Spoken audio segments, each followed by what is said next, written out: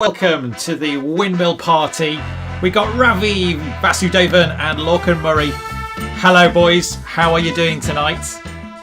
Really good. Got to play some Frisbee today in Switzerland against another team for the first time in 2 years. So I'm feeling pretty good about that. 2 universe point games, 1 loss, 1 win. So I'm feeling pretty good. Good day. And how is it over in Ireland? I don't know. I don't live in Ireland anymore. I live in England, which is, much to my own despair. But it's actually going pretty well. I'm having a good time. I haven't got to play Frisbee today. Although Devon were playing, give a shout out to them. I know the Cup team did really well. I've cracked the ribs, so I couldn't go play Frisbee. Cracked your rib? I cracked my ribs last weekend, and I didn't actually tell this to any of you guys. I did 2 broadcasts with you already, and I got a little frisky last evening. But yeah, I've been on some painkillers, and I'm having a pretty good time.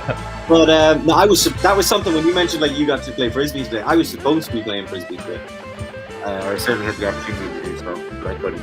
Devon still did great. Probably better than I was. Amazing. Right, well, moving right along. We've got a lot of action for you.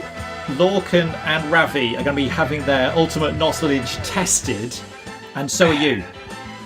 So if you've got that comment box, that is where you're going to put your answers in. We will be able to see all your answers coming in. Is my audio? Your audio is super weird, Tom. Okay. This is what you get. Tell you what, let me just kill this. It's more about the talk. Oh, it's still rubbish, isn't it? Yes. He's cut me off. Let me try cutting it again. Now you sound normal. That's better? Okay, yeah, right, that's we're better. Back. Yeah. Excellent. We might bring the music back in a minute, but it's more important that we tell people who are watching what they need to do, which is that when the questions come up, they are going to be putting their answers in the comments. Ravi and Lorcan are going to be putting their answers on a piece of paper and holding it up to the camera.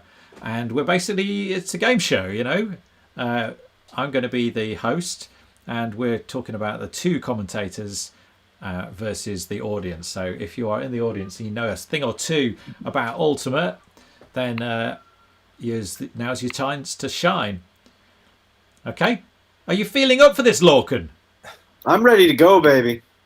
Do you think you are like the font of ultimate knowledge that can take down the global audience of European Ultimate? Can you do it? Yes, but only if you think that font is Comic Sans. Okay. The font of all knowledge, as long as it is Comic Sans. Ravi, are you feeling confident? There's some tough questions. I've got to be honest. There's some tough questions.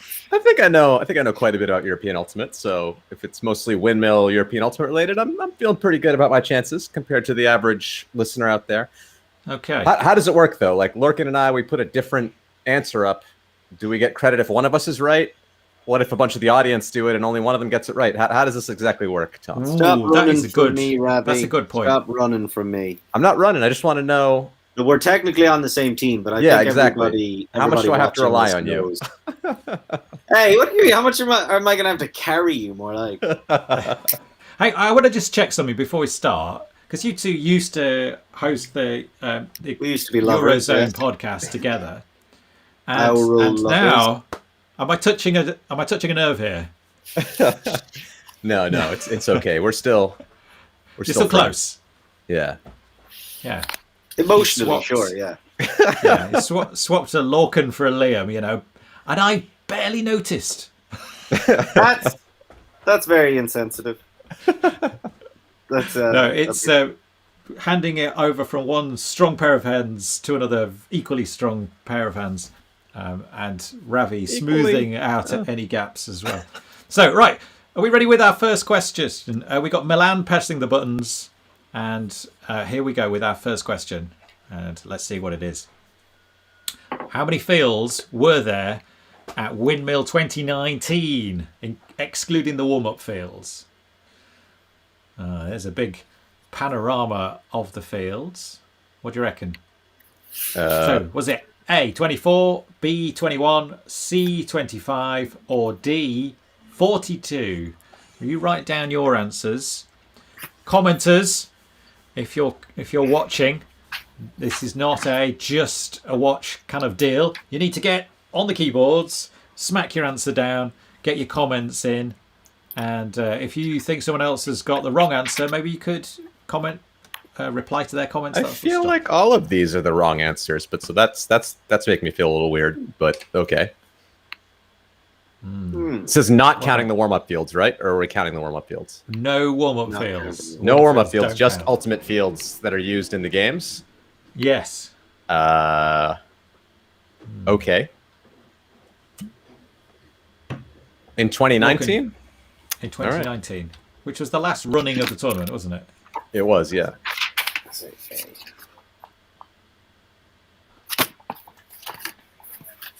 Let's see. I'm not going to So ponder Ravi's these gone as for much B. as Ravi is. What do you think, Lorcan? Do you agree with A. B? I've gone A. You've So got I actually A, think it's Ravi's 20 gone B. and not anything that's here. But so I'm pretty confident it's 20. Yeah. There's always Someone 20 else has fields said at Windmill. 20. There was more than 20 fields a different year than 2019, but I'm pretty sure that it was. I mean, B is the closest to right, but I'm pretty sure 20 is the right answer. This is not how it's supposed to go. It's supposed to be the right answer available to clicking, but we'll see how we go. So, commentators, your answer is B. The commenters, Liam Also D. McFall, he's gone for B as well. So, can we have the answer, please, Quizmaster?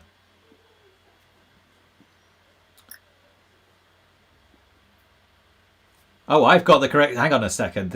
I am. I'd like to point out that we didn't say B. We said the question is wrong. Yeah. I think it's one of these. Which, if we establish on the first question as a legitimate answer, it's a well I'm going to go to a lot. Okay. So, I know the answers because I've got a spreadsheet. Are you sure you do? The answer is 25. That's Don't be arguing. It's not the night for that. Okay. What do you mean? Don't be arguing. Don't be arguing. Now, just to clarify, I am the one presenting the quiz, not necessarily the one that wrote the quiz. So, if you have an issue to take it up, put it in writing. So, do you know why it was 25? Because it is always 20 fields. There's always 80 teams. 40 of which play at once, and 40 of which take a rest, and 40 of which play the other time. That's how Windmill always works. I tell you what. We'll ask the Quizmaster to justify the answer, and we'll get back to you later on in the show. Stay tuned to find out if that was right. Because I feel like there might be some story to it, like we had to have because in 2019 was the year that we had for part of the tournament we only had 10 fields because it got rained. Half the tournament got rained out with this downpour that happened one of the mornings, but eventually we played on all 20. But yeah, to my memory, it was 20 fields, and there's always 20 fields at Windmill. There you go. Well, contentious start to the quiz. We're moving on to question 2. There's 24 on the map. How many mixed teams does Windmill usually aim to have each year? Okay, let's each year or now? Because this has changed throughout Windmill history. Yeah, each year. Let's see the answers. 42, 36, 32, or 40. Now, if you've never been... Do I just give the answer right away? Do I let the commenters think about it? What's the... Well, let them think about it. You two talk. We talk, but the commentators can hear us talk. Or the other people. No, there was 20. Anyways, it's 40. There used to be 24. It changed to 40 a few years ago. We used to have 40 open teams. So like I said, there's usually 80 teams that come to Windmill with 20 fields. Yeah. And used to have 40 open, 24 mixed, and 16 women. And then a few years ago, we changed and decided that we wanted the open to be really elite. And so we put that to 24. And then with 40 mixed teams, we'd get more party teams in and keep the party vibe going. So we made that change a couple of years ago. And so right now it's 40. That's my answer. So we go D, are we? You've turned into a robot voice again, Tom. Oh, dear. Yeah, we want that D, baby. D.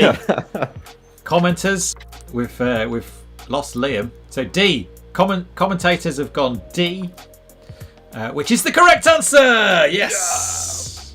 Get in. I'd also like to point out that if you go to the Windmill Windup 2019 website, the archived one, and then you look up their terrain map, excluding warm-up fields, there's 20 fields. I can link that to you. If you'd like. Okay.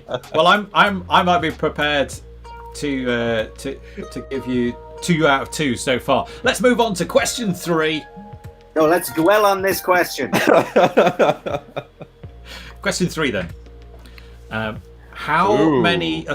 Who scored the winning point on the men's final in 2019? It was restreamed last night. Who remembers? Here are the possible answers. Possible answers, please. William Rowledge. Was it Justin Ford, Hayden Slaughter, or Ashley Yo? And, well, I so would all like the to Clapham say boys there. Thoughts, Lorcan? We talked a lot. Well, we're talking about the GB national team. Of course, it's all Clapham boys. Apart from the one non-Clapham guy who was on that team, who's now on Clapham. Josh, I think. Okay. But we did talk about William Rowledge a lot last night. But that was more objectifying him in a sexual way for his rather robust pectoral muscles. Hayden Slaughter made that sweet catch, but I don't think that was he the game. He did, but that wasn't to win the game. That was the play of the game. Was Ashley Yo injured? I don't think Ashley Yo No, played. Ashley Yo played. He did play? I'm going to give you 30 seconds, guys, to come up well, with an answer. You literally here. watched this game last night, I'll Lorcan, say so Ashley I'm going Yo. to defer to you on this. I'll say Ashley Yo. You'll say Ashley Yo? You're going D, Okay. I'm going with Ashley you. Yo. Is that your final answer? No. Yes. Is it right? Maybe Because if Chris it's right, it's Tarrant our final here. answer. We're saying D, Ashley Yo. I'm afraid it's Well, do we? incorrect. It's Oh, no. A. William Rowledge. Rowledge. Too With his distracted by how stunning attractive he was. physique, scoring the winning goal. So there we go.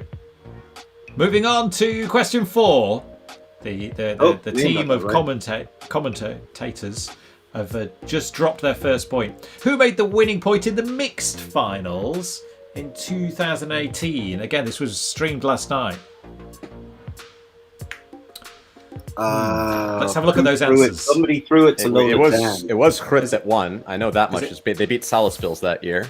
So the answers: Floor Clarks, Walt Janssen, Ben Ort, or Deanna Janssen.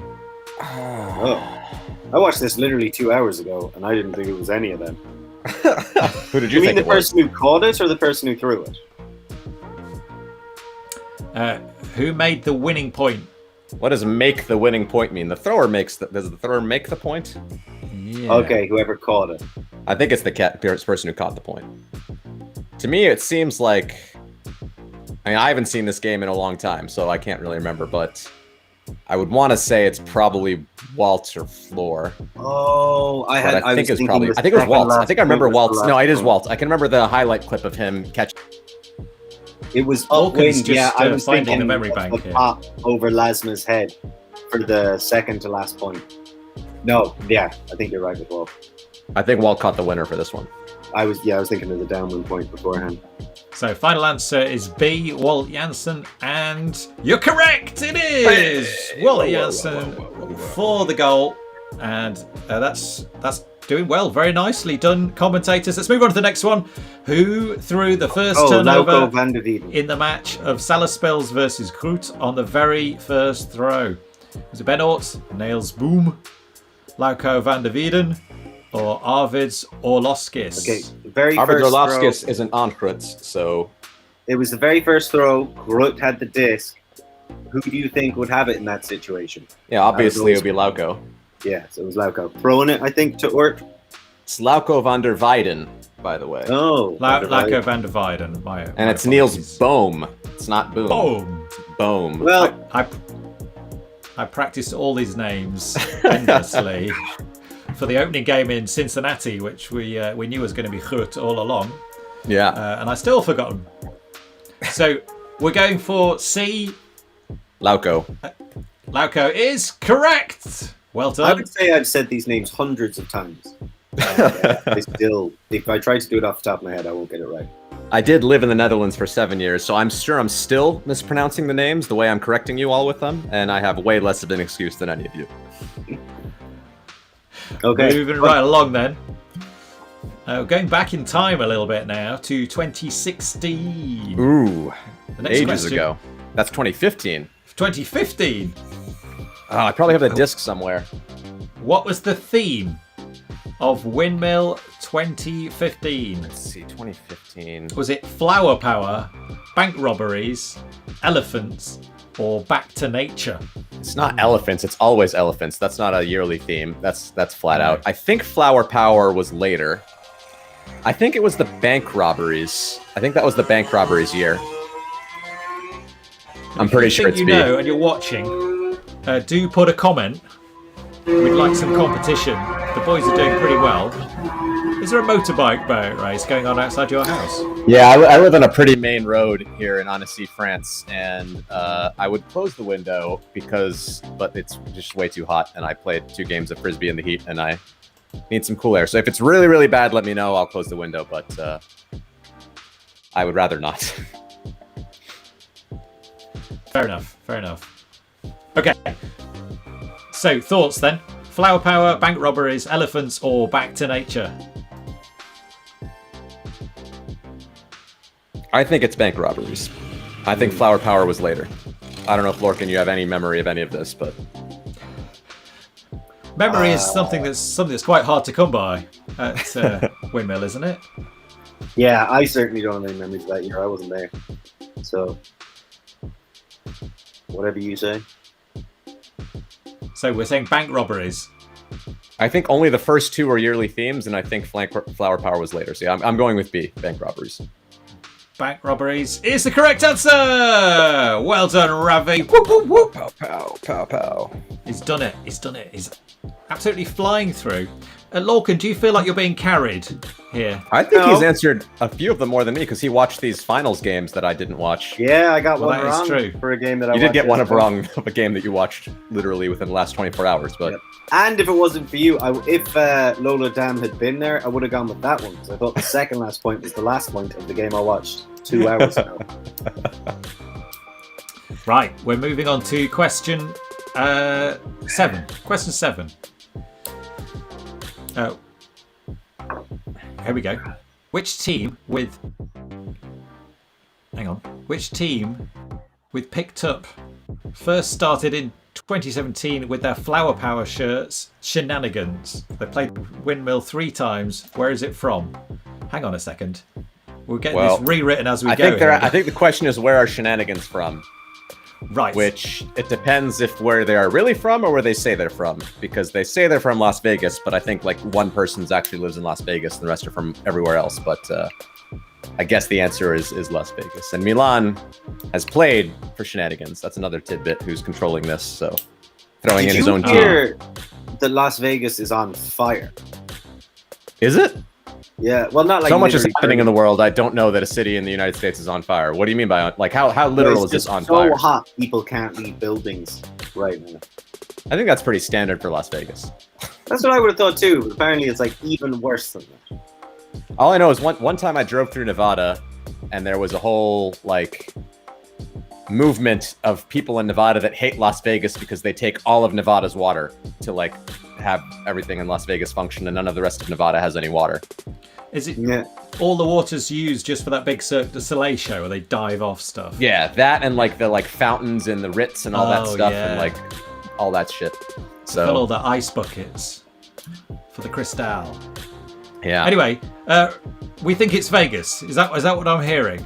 Yeah. Again, that's where they say they're from. I doubt that more than 3 or 4 players from that team are actually live in Las Vegas. So Liam on the chat, he thinks it's Dublin, A. But the correct answer is B, Las Vegas. Viva Las Vegas.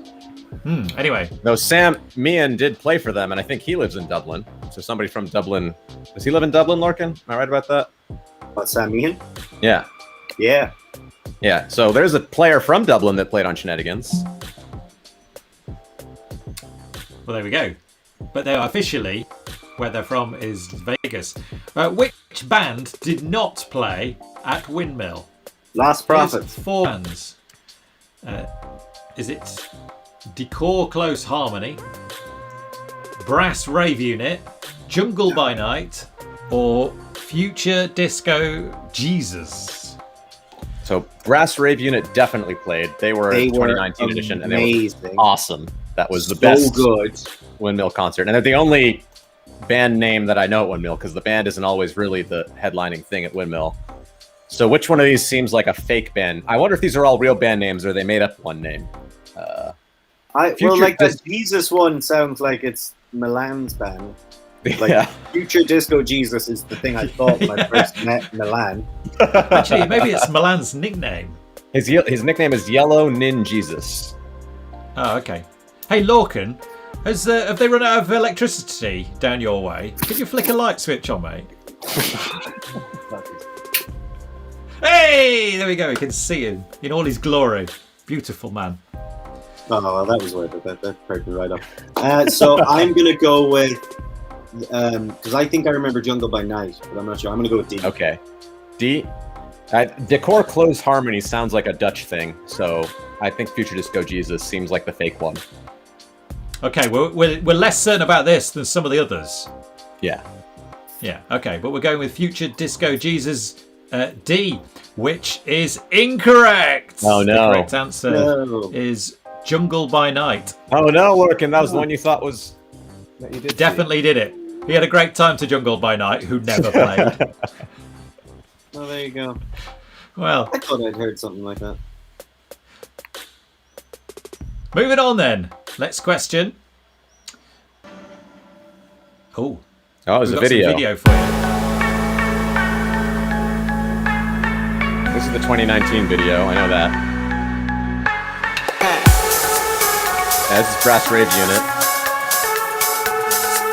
That gives away the answer to the other question.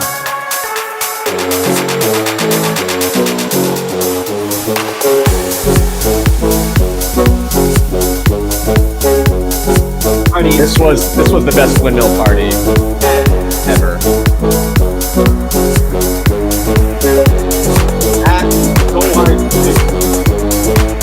And a big part of why it was so good was that they moved the party to the Iggy tent instead of having it in this like little like bar that's in the north, that's in the like upper, right above the bleachers or something, where there's not enough room for everybody. But they had the party in the Iggy tent. And then they usually can't do that because it's like a noise ordinance thing. But to fix that, they just had a live band play up until the noise curfew, and then just had a silent disco, which was great because you didn't need to worry about noise. And it was so much better there than in other places. And I hope they did that specifically for the 15th edition, and I really hope they keep doing it because I think it just makes for a much better party experience than what they've done before. The Iggy tent is pretty special, and those silent disco headphones looked amazing. With Yeah, the they were different symbols, who was listening to who? There were 3 DJs, and so you could switch your channel if you didn't like one DJ and go between. Like one was playing mostly hit songs, one was playing more electronic. I don't know what kind of electronic music is. I'm American. About it was the lights dictated the color your headphones would show which of the 3 sets. So if you'd be dancing away. If you start to get a bit tired, you could look, and every now and again, one of the colors would start to dominate the room, and you'd be like, "Oh, one of the DJs is catching fire. I'm gonna go check that out." And it happened a few times. It was really cool. You'd be dancing with a load of people. It's not like dancing with somebody else when you're both totally into it. You're both listening to different songs. That's amazing. That is amazing. Yeah. Well, this is the sort of magic that we only get at Windmill, and we all can't wait to get back there. But because we can't be there this year, we're doing this instead. I'm hanging out with Ultimate people and asking the questions about Ultimate things. Shall we do a question? Yes, go! The question is, what is Herbie loosely based on? Ooh. I don't think I know this. Is it a grey VW Beetle, a firefighter truck, the wetness of the Netherlands, Dutch OG water pumping stations? I think it's probably one of the first 2 because I feel like the other ones are random, and that if it was a great VW Beetle, if you were to make another option, you would think of a firefighter truck or the other way around. You would take a vehicle. And I think a Herbie... American. Like, Herbie is a Beatle. That's like a movie series. Yeah. So I don't think it's that. That sounds like a red herring. Why would they name a Dutch tournament after an American movie franchise? Because, well, there were some Americans involved in starting Windmill, so I think it could be. That could they just named it after a mediocre movie franchise that Lindsay Lohan did her best to revive and couldn't. Well, it was originally an old school TV franchise that they turned into a movie later. So like this was there was something way before that. Hey, you two know way too much about this. I don't think Milan's clever enough to make a red herring like that. Do you think Milan's clever enough to make a red herring like that? This is what I'm wondering. I've been tricked enough times by Milan not to underestimate him.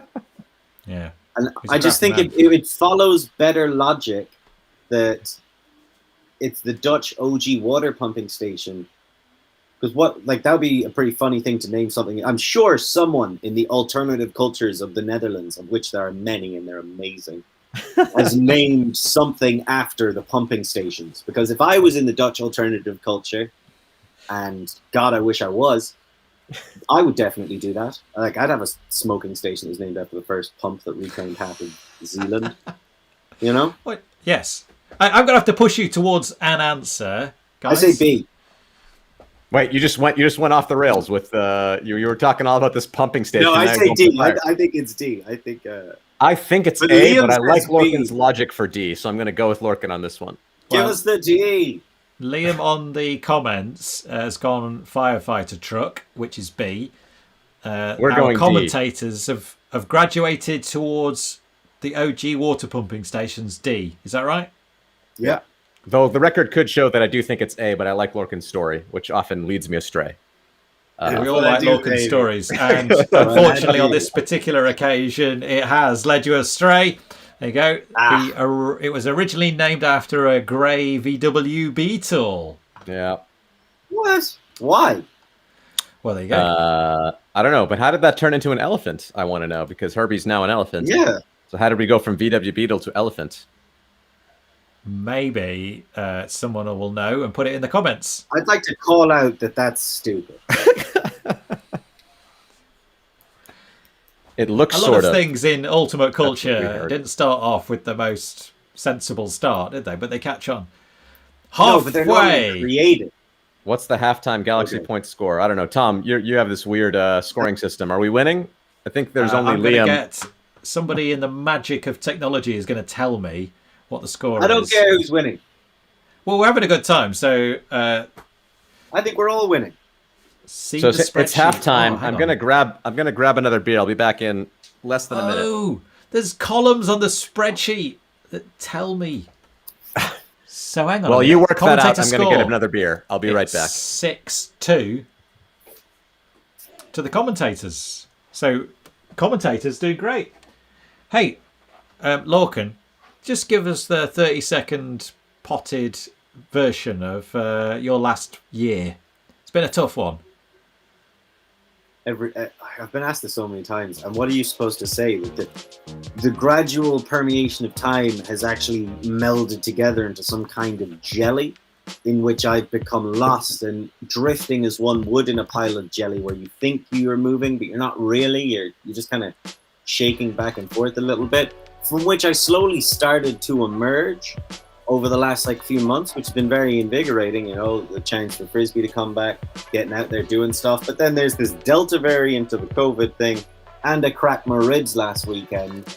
So it swings and roundabouts, I guess. Did you crack him playing Ultimate, or did you crack him doing something stupid? Yes. So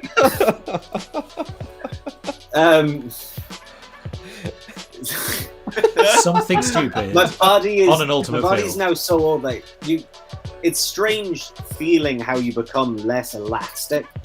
I used to be able to just lay out on instinct like it was nothing, and now it gets to a point where I have to plan it out days in advance if I want to actually go vertical, which has had a detrimental effect on my ability, because I used to my technical skills were never that great, and I got by on a blend of physicality and bravado. And the physicality now takes more work to get to that level, and the bravado has largely been stripped bare over years of cartilage erosion. So I don't know. I'm in a weird place with the whole frisbee thing. I'm trying because as you get older, people become the wily veteran person. But I'm not actually good at the sport, so I can't do that. So what you want to do, just as a little note of advice from myself, if I may, Lorcan, you should take up commentary. You're in the perfect space. Lots of experience and no more vigor. But that's why I got into commentary like 4 or 5 years ago. You were just preparing for now, weren't you? Yeah.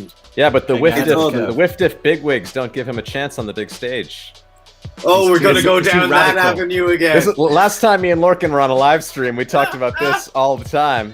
Lorcan is by far the best commentator in the game. It's an absolute criminal that they got me drunk, and then they handed me a shovel, and then they went, "Hey, Lorcan, didn't you bet us you didn't know how to dig a grave?"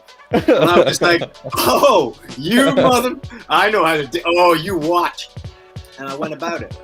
And as is everything, as I do in my life, I did very well in a very awkward way. So, well, no. It's wonderful to be wonderful to be hanging out with you both tonight. And we're going to move on back with another windmill-based score, another windmill-based question, even. Let's hit it. Wait, I missed the score. What are the scores right now? The score is 6-2 to the commentators. But how many have we? Is 6 out of how many? I think we're mainly playing against ourselves right now. So how many do we get wrong? You are.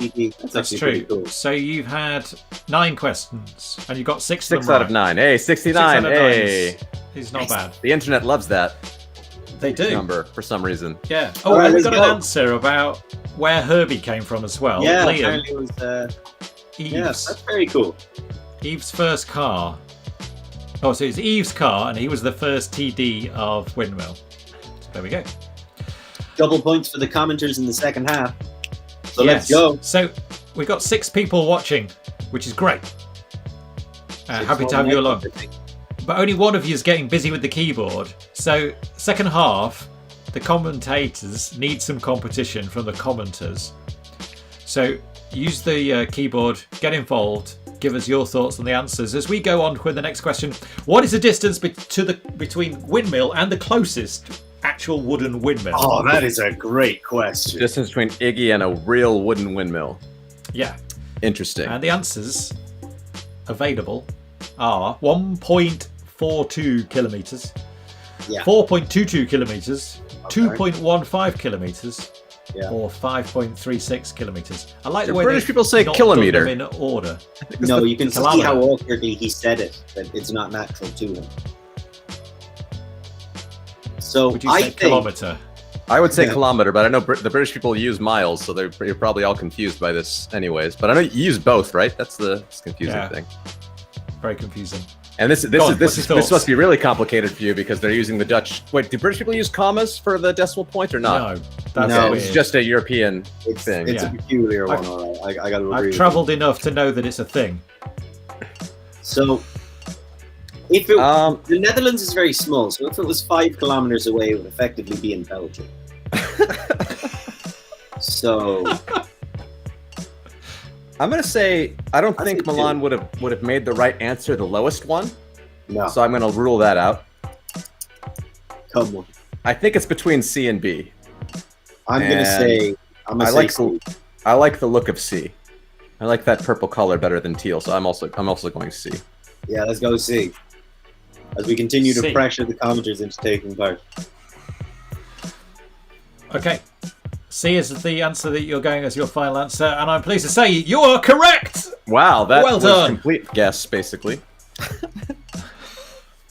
Yeah, so it is very close, actually.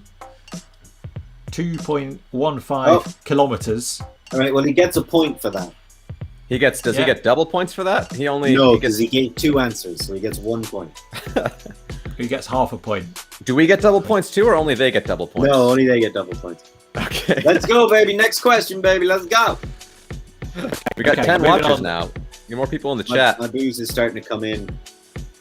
Everyone gets double points. So if you just joined us, welcome along. We're having a windmill party here.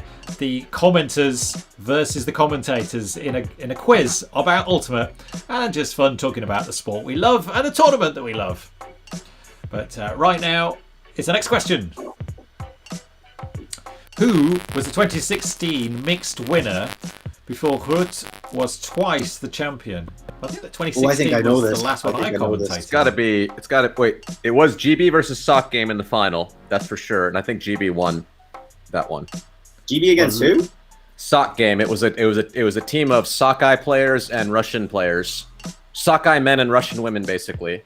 And I'm pretty sure GB won against them. So I think it was GB. That at all.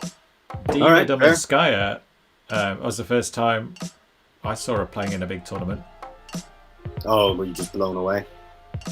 No, it wasn't the first time you saw her play in a big tournament. She played in she played in 2015 at Beach Worlds in Dubai when they came. Yes, they came second, but I don't think you weren't there actually. No, I have lost connection. So we're gonna go with GB mixed. Ah, crap. We can still see you, Ravi. Okay, my Wi-Fi got a little iffy. Okay, so what's your answer then, guys? GB mixed. GB mixed. Lorcan, do you agree? Yeah. And the correct answer is GB mixed. Well done. Remembered that well. Wasn't Ben Wiggins was playing on that? Yeah, Ben Wiggins was on Sock Game. Well. I don't think he played that much. He was a little injured. I think he was mainly coaching the team. Yeah. But a bunch of his Sockeye friends were on the team. Plus, yeah. And I think they made the connection because they did a clinic in Russia back in like 2012 or 2011 or something. And so they know a lot of the Russian players and help them learn a lot about the game. And that's partly why the Russians are so good now, because they took all that stuff to heart. They invited Sockeye over to kind of teach them the game at a more competitive level. That's a big reason why they're so good now. Yeah. I mean, Kate Barabanova was involved in those. She's now the spirit person for Woof Duff. Exciting to see that pay off so many years. That injection of quality coaching early on. It's really worked out for the Russians. Right, let's move on to our next question. How many nationalities of teams were playing at Windmill 2017? Was it 30, 26, 32, or 22?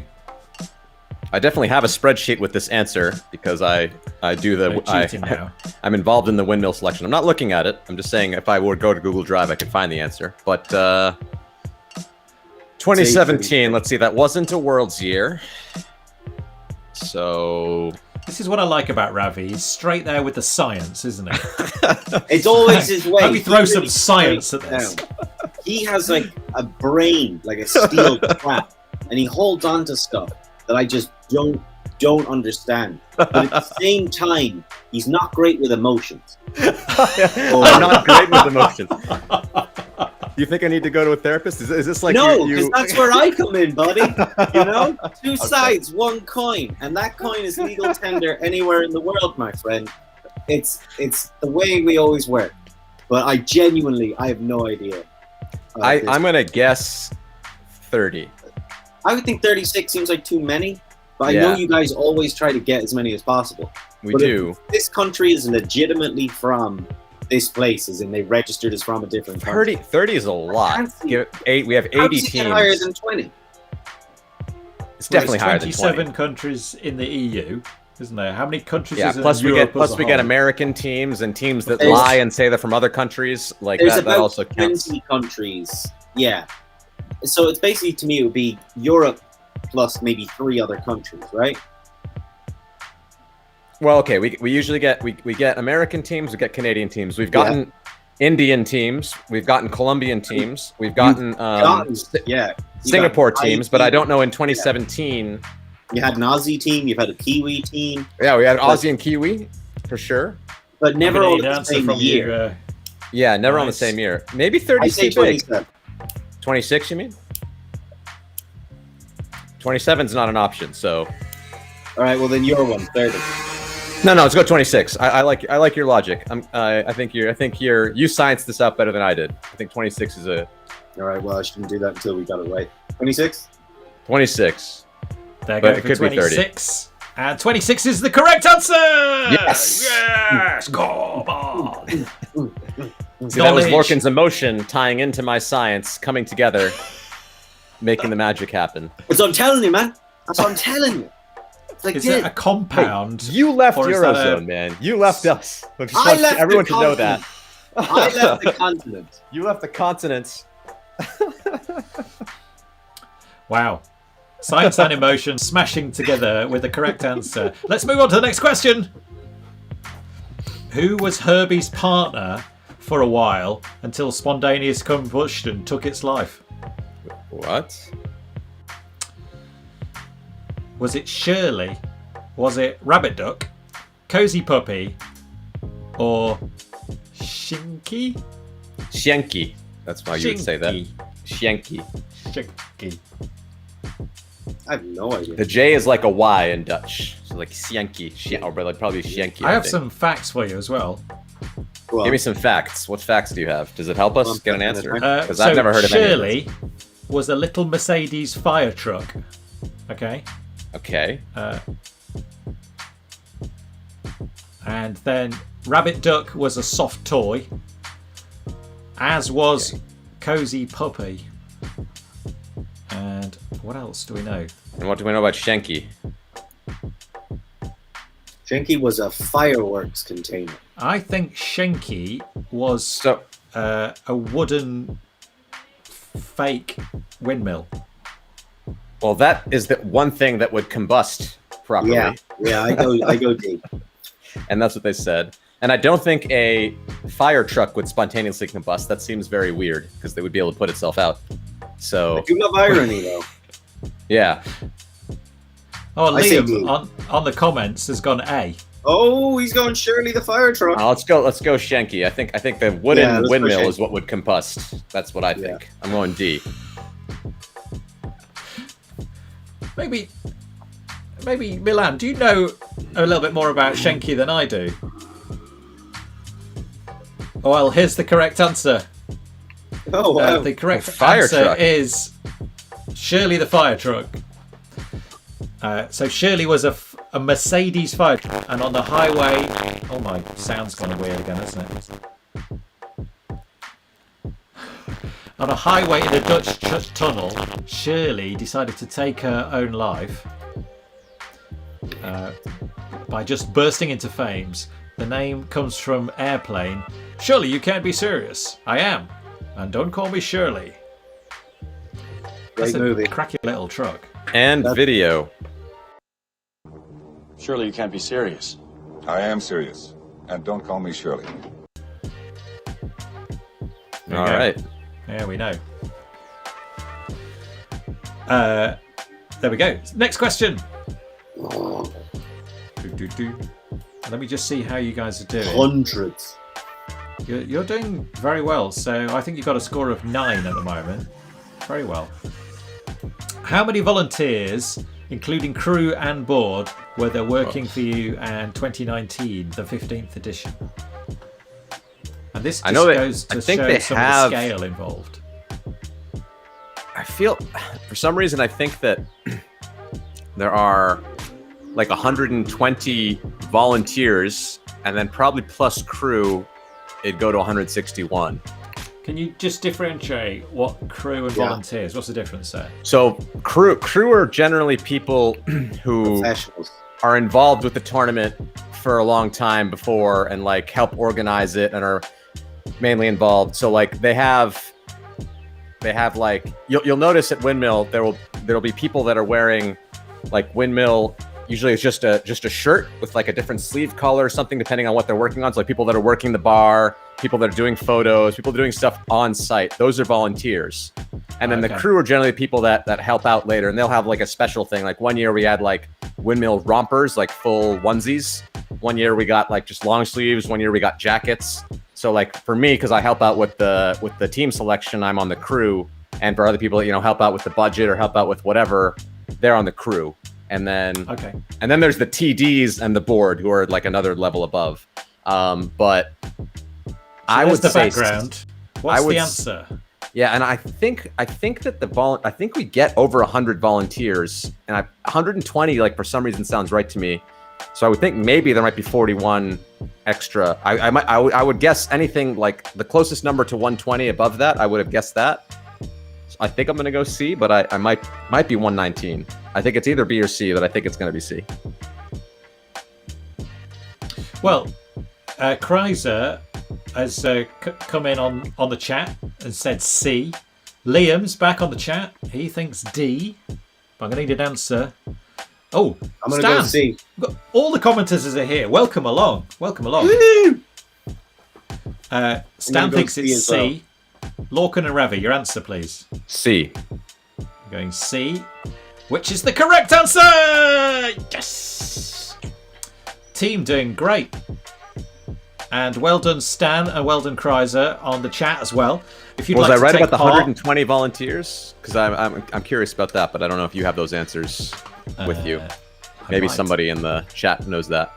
Because I know that they actually, like, there are applications to volunteer for Windmill, and they don't accept everybody because they get more people that want to volunteer at Windmill than they can actually take. And that's part of why Windmill runs so well, because they treat their volunteers so well. Lorcan, both you and Tom have been in what they call the Paradise, which is like where only volunteers and crew can go. And they have a keg flowing, and they give you free food, like just, with a couch and like a place to chill and just like relax and like give you good food, good drink. You can meet all kinds of people back there as well. Yeah. Like it's one of the real delights of the tournament is just going back there at different times. I've met so many just random people you'd never meet in any other arena of your life.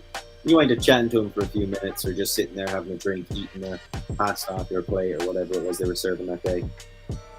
I must admit, it was one of my favourite tournaments to be a volunteer commentator. I think my flights were paid for, but yeah, apart from that, I was volunteering.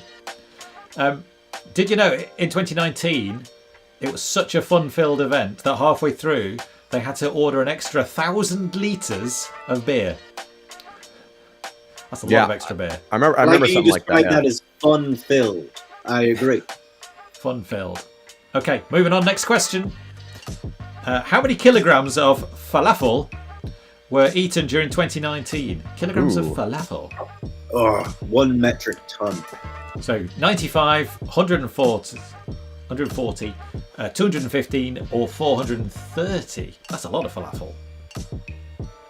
See, I think so far, with all these number ones, if Milan's the one who made this quiz, he's never made the right answer the most or the least. I think he doesn't like to do that, so he tries to put it in the between. So I think it's B or C. He's tried to trick us here by making it not in numerical order and having B and C swapped. I don't know what that means exactly. But I would guess... All goes up in order. It does go up in order. I've just had a few beers and I've been playing in the heat all day. So never mind that. Commenters, don't forget to put your answers as well. What do you think it is?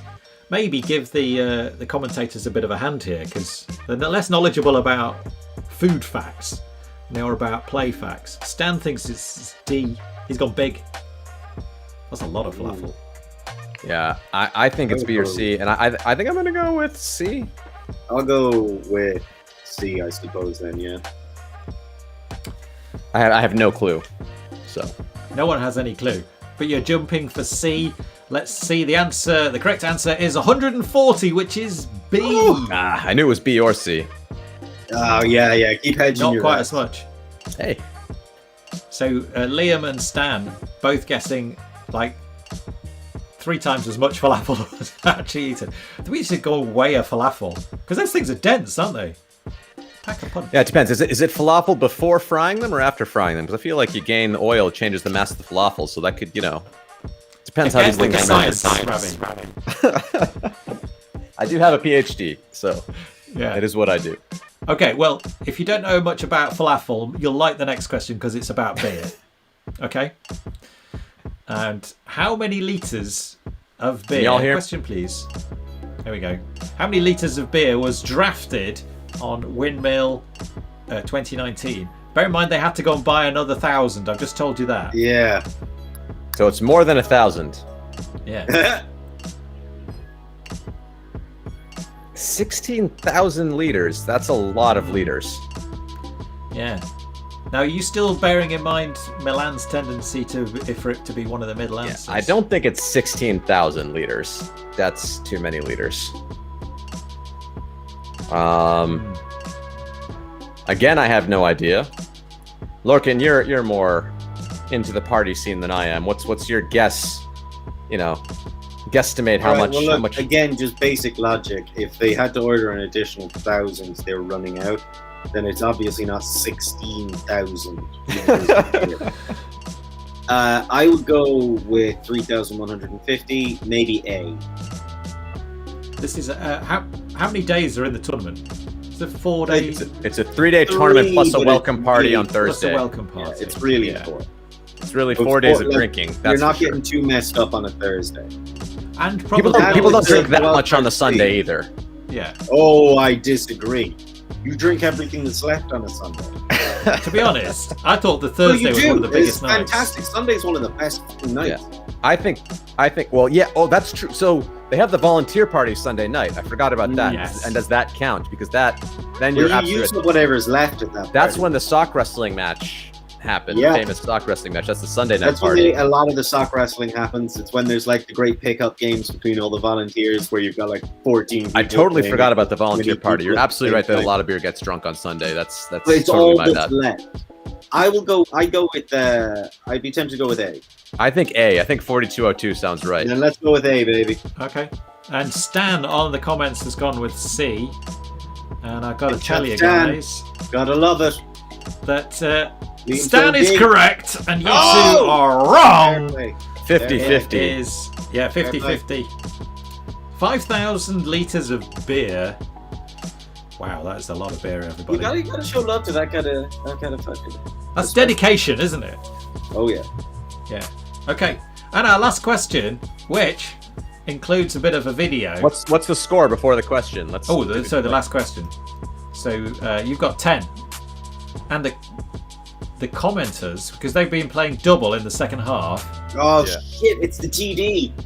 They're on 9.3, and the tournament director is on, so he probably knows one or two of these. So it's 10 to 9.3. What? How did they get decimal points? Because of the 0.5 that Liam got. Oh. Yeah, I think the way Milan's scoring it is Don't worry about that. complicated. It's fine. It doesn't Who matter. is the sock wrestling Anyway, champ? you need to get this right. You need to get this right to win. I hope we got good video of this because this was amazing. Yeah, I hope we do too. It was a hell So of we an do event. have a I don't video even care if after we win the this answer, but you need tournament. to know If the we win answer this game, first. I just want to be able to watch the video of the sock wrestling match because it was epic. It was Kuhn. It was Kuhn. Kuhn Boskol. The B Kuhn, not Kuhn Neckerman. Kuhn Neckerman's a great person and he runs the kitchen, but he's not the sock wrestling champion. It's Kuhn Boskol. Sean Connor gave it his goddamn all. He did, but he couldn't beat Kuhn. Well, let's not spoil it. Well, we kind of did already. Spoiled it. They Let's asked not us to spoil it. answer the question. But I have just so told you who's won. Very it is. true. Very true. Let's Okay. go, baby. Well, we're gonna see. You we're are guessing 100% it's correct. But don't Commentators reveal win, the baby. answer until we watch the video, unless you just said we're 100% correct, in which case you just did. So, okay, maybe that's... Yeah. It's you too late. You knew. Anyway, it's not about the right answer. It's about how we got there. Let's see the baby. video. Let's and see how last year's sock wrestling champion was crowned in Amsterdam at Lorcan, they want us to Windmill commentate this sock wrestling match. 2019. So Let's see if you can Yeah, get a I'm commentary going to hand now. over to you. I'm going to mute myself, and you two can take it. Lorcan, you take your inspiration from UFC commentators, right? So Oh, this you know is I your will. chance. This is your chance to shine. I wanted to do that night, but I didn't want to take the moment away from Sean. And I kind of regretted it afterwards because there was like a brief window where I could have got up and done the UFC intro, and I think it would have helped hype him up a little bit, countrymen sticking together and stuff. So I did kind of regret. But here we go. Roll the tape.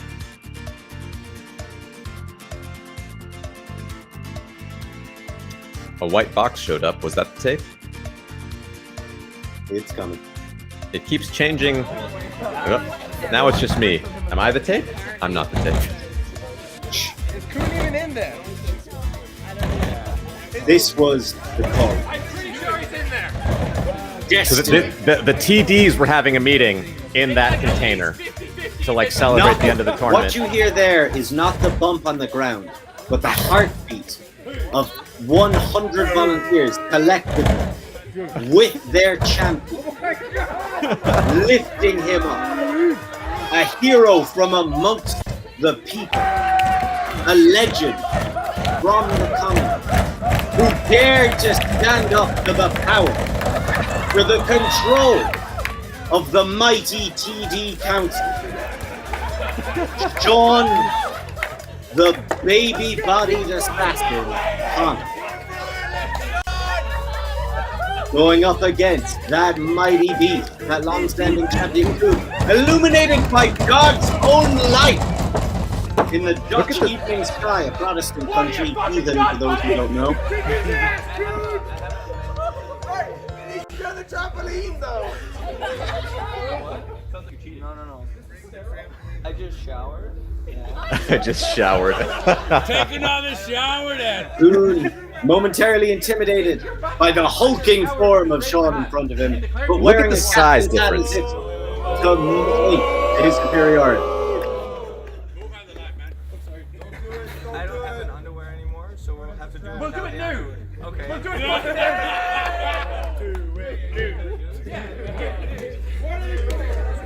Turn the fucking trumpet in! And the war cry goes up. The blood-thirsty crowd, sated momentarily with anticipation. And illuminated by those bright searchlights of destiny, the color blocks of Windmill Windmill. Shining onto Coon, I just had a shower. Did somebody give Coon underwear? Because he said he wasn't wearing underwear, and so he couldn't do this. They gave him shorts. They gave him shorts. You can hear the music, you can see Milan there. A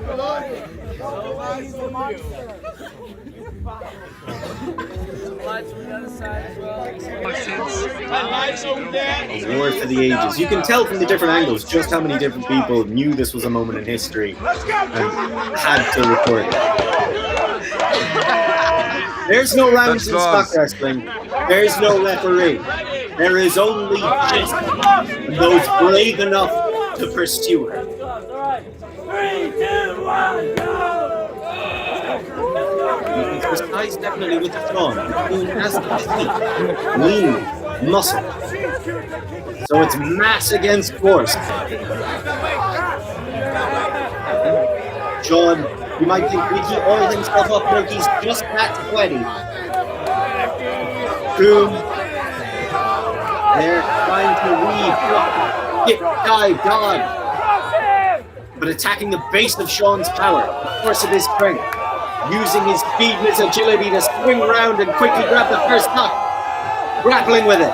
Some might even say wrestling to get it from around that fated ankle and off. And he dives to the second one just as quick. Sean desperately grasping, gets the first. It's a 1-1 tie. They're close. There's the quick grapevine by Sean, and he attempts to hold it off, but Coon fights his way through and retains his title. And that's why he's called the King. Photo finish, huh?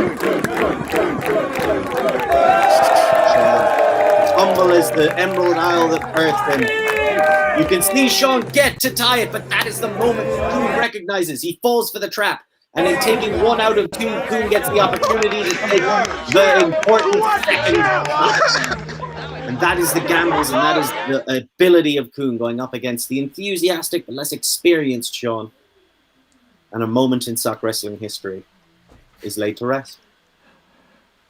A moment in history full stop, I think it was. For those people who were there, they're not going to forget that in a hurry, are they? Amazing.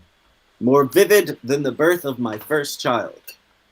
Which admittedly I only witnessed in a fever dream one time, and it scared me so much I stopped drinking for a month. Yes. Wow, how exciting.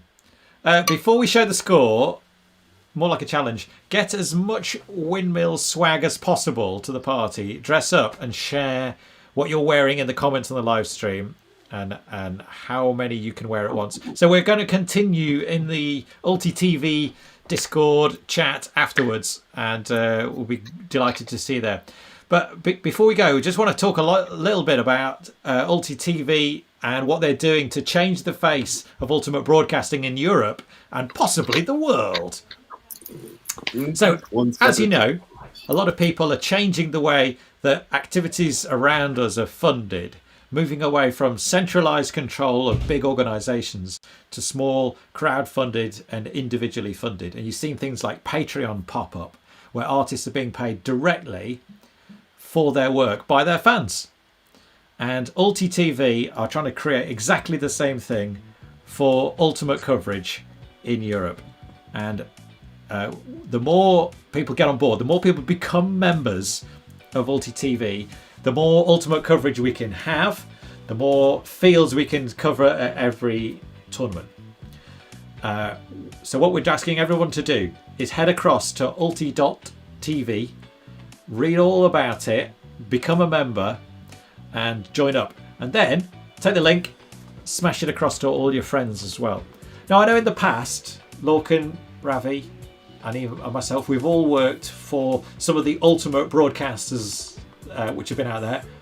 And there's been this sense that they're doing a little bit to help us, to help the sport, but ultimately it's the man, it's the big corporation. This is different from that, isn't it?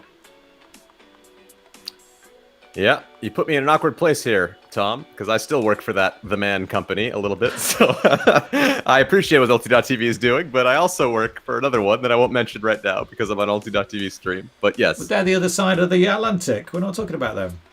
Sure. I would also like to jump in and say, as someone who has worked for that other organization and is videoed with them, they do wonderful work, but it's that same ethos. Basically, it's the attempt to produce coverage and then to just keep improving it as much as we can. And that kind of endeavor I don't think I'm thinking about them as the man anyway. Okay. No, but no one's getting wealthy off that. But that's very true. It's not about trying to make money, which is where you will always run into trouble if you go along the route of established broadcasters, because ultimately any business is driven by its bottom line.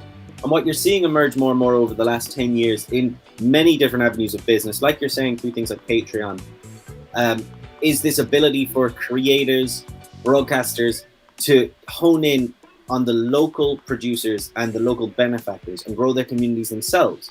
So that then we're able to produce content for people, by people, and with people that is entirely for ourselves. So it's not driven by trying to make as much money. We don't have to change the way things are. We just have to help spread the word about it. And that's what ULTI.TV is trying to do. We're not trying to transform Ultimate. We're just trying to celebrate it, trying to put it more out there. Something I think everybody who's involved in Ultimate can get behind. So that's what we're asking for here. To just help continue to support Ultimate, to help it grow. And, on maybe a bit of an individual level, who doesn't like being able to show their parents, their grandparents, something of them doing as well? Absolutely. And if you think about the makeup of Ultimate players, the Ultimate community, and the Ultimate people that get to make it onto a live stream, there's so many more people in the community that watch those big tournaments and get to enjoy that coverage, benefit coverage as the sport grows. Then take us to your leaders. Players. That's my audio gone again. Yeah, it has. And right, the thing that I really like about this ULTI.TV model, I can say even as a somewhat biased, maybe slightly competitor, but whatever. The thing that's great about it is that they are in other business models that other people have tried. They try to put things behind a paywall, and ULTI.TV is trying to not. They want all the content to be available to everybody, but they want the people that support it to try and fund it.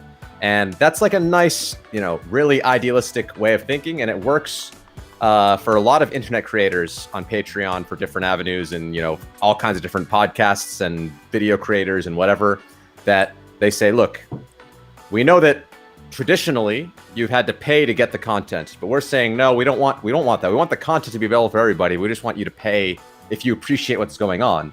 And a lot of people are skeptical about that model, but it works in a lot of a lot of internet creators are using it, and I'm very excited to see.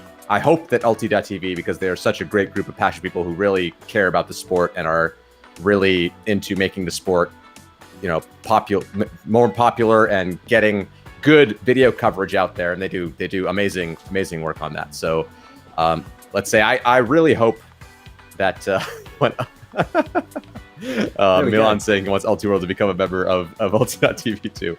We'll see how that works out. But yeah, I think ULTI.TV is a great organization, and I would definitely encourage anybody to be a member. If you like the coverage that's happening and you have a couple spare bucks, throw it towards ULTI.TV. You're gonna get the access either way, but this will help make it happen. You can feel good about yourself that you're helping to make great Ultimate coverage happen, which I think everyone who's watching this certainly probably cares about. I mean, for the price of a coffee per month, whack that towards ULTI.TV, and if 100 players do that, if you'd be surprised 20% how far of every can Ultimate team in Europe sign up, then that's an income that the ULTI.TV crew can use to create incredible coverage of our brilliant sport, and everyone gets to enjoy that. But I think, we've got to overcome the cynicism that people are getting wealthy off this. No one's getting wealthy off this. It's a love, it's a passion, and you are. I personally, I'm putting my money into ULTI.TV because I'd love to see it be successful. There you go. So thanks very much for joining everybody here for the game show. Like we said, you can hop over to the ULTI.TV Discord. We're going to be taking it over to a bit of a party, and there are going to be prizes available to win for anybody who's a member as well. And I'll just leave it off to Tom to make some final announcements. Well, I'd just like to say thank you very much, Lorcan, and thank you very much, Ravi, for taking part. Thanks very much to all our commenters, particularly Liam, who has been here since the start and been smashing the buttons, everything. Stan, and who else? We've got Super Bandit, and Finn has been commenting as well. And to Milan, who's spent a massive amount of time putting together all the questions, and Igno as well, who actually prepared the questions. There's Igno, and there's Milan. Hey, well done. The team behind the scenes making it all happen.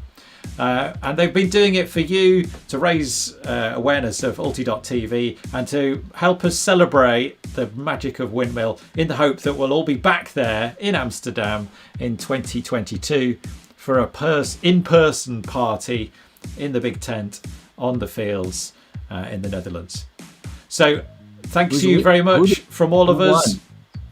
Who did win? Oh, who won? Who won? Yes, sorry, The commenters did. The commenters won. Well done to them. Oh, the commenters. The commenters won. Where they had a good streak in the second half where they were getting double points, and they won 11.3 versus the commentators 11. Oh, so close. What a nail-biting finish. They had some big numbers in that second half that made definitely got some good answers. That Shirley fire truck really put them over the edge, I feel. Well, they got points there where you dropped a few points in that second half. Yeah. When it was about beer and falafel. Your knowledge not so good. So Ravi and Lorcan are off down to Sainsbury's to do some revision on their food and beer. And the rest of us are off down to the Discord party to have some fun. I'll be there with some music. Thank you very much, everybody. Wave bye-bye. See